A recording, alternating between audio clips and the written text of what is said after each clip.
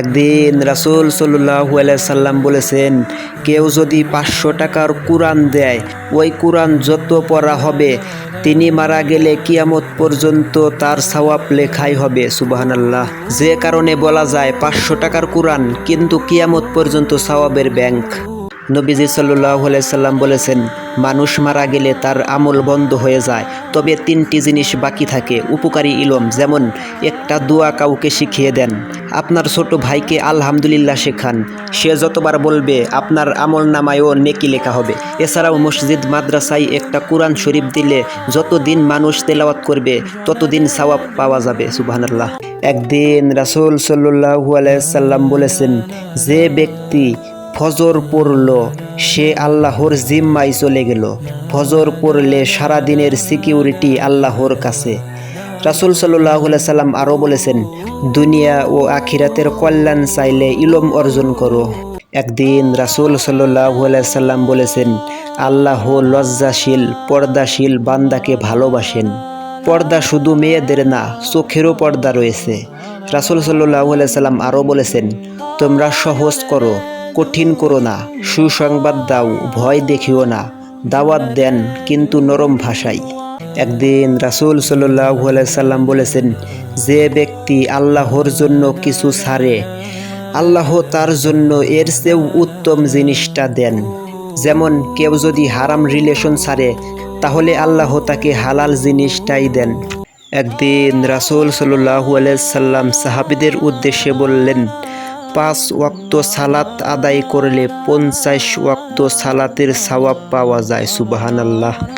একদিন রাসূল সাল্লাল্লাহু আলাইহি সাল্লাম বলেছেন, তোমাদের মধ্যে সে ব্যক্তি সর্বোত্তম যে কুরআন শেখে এবং অন্যকে শিক্ষা দেয়।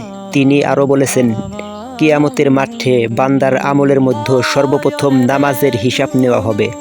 যে কারণে বলা যায়, নামাজ ঠিক থাকলে বাকি সব ঠিক থাকবে।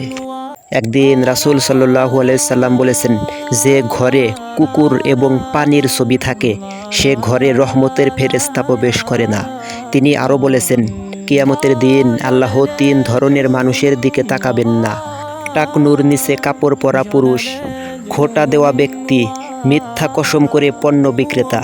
আপনি কি জানেন আল্লাহর কাছে সবচেয়ে প্রিয় অবস্থা কোনটি? একদিন হযরত আলী রাদিয়াল্লাহু আনহু বলতেন, সিজদারত অবস্থায় থাকা ব্যক্তিটি যদি জানতো তাকে আল্লাহ কত হাজার ফেরেশতা দিয়ে ঘিরে রেখেছে, তাহলে সিজদা থেকে ব্যক্তিটি কোনোদিনও মাথা তুলত না। সিজদা হচ্ছে আল্লাহর কাছে সবচেয়ে প্রিয় অবস্থা। সুবহানাল্লাহ। একদিন হযরত আলী রাদিয়াল্লাহু আনহু একদিন অবাক হয়ে জিজ্ঞেস করলেন, ফাতেমা, তুমি কিভাবে বোঝো যে আমি কখন বাড়িতে আসি? 1 টাকা দিতেই তুমি দরজা খুলে দাও। তখন হযরত ফাতেমা রাদিয়াল্লাহু আনহা নর্মভাবে বললেন, আমার আব্বা রাসূল সাল্লাল্লাহু আলাইহি সাল্লাম বলেছেন, তোমার স্বামী সারাদিন পরিশ্রম করে ঘরে ফিরবে, দরজায় যেন 2 বার টোকা দিতে না হয়। তাই আমি প্রতিদিন ঘড়ির মতো ঠিক সময়ে দরজায় পিঠ লাগিয়ে দাঁড়িয়ে থাকি, যেন টোকা দরজায় না পড়ে, আমার পিঠে পড়ে। সুবহানাল্লাহ। একদিন রাসূল সাল্লাল্লাহু আলাইহি সাল্লাম বললেন, সমস্যা সবারই আছে, তবে ভাগ্যবান তারাই যারা আল্লাহর উপর ভরসা রাখে। এছাড়াও 5টি কারণে মানুষ অল্প বয়সে রোগা পাতলা হয়ে যায়: রাত জেগে মোবাইল টিপলে, শাকসবজি কম খেলে, পরিশ্রম বা ব্যায়াম না করলে, ভোরে ঘুম থেকে না উঠলে, অথবা পর্যাপ্ত পরিমাণে পানি পান না করলে। একদিন রাসূল সাল্লাল্লাহু আলাইহি সাল্লাম বলেছেন, লা ইলাহা ইল্লাল্লাহ এটা জান্নাতের চাবি, কিন্তু শর্ত হলো এই চাবির দাঁত থাকতে হবে। সাহাবীরা বললেন, ইয়া রাসূলুল্লাহ, দাঁত কি? তখন রাসূল সাল্লাল্লাহু আলাইহি সাল্লাম বললেন, ফরজ নামাজ, রোজা, হজ, যাকাত, এগুলো। যে কারণে এগুলো সময় মতো আদায় করতে হবে।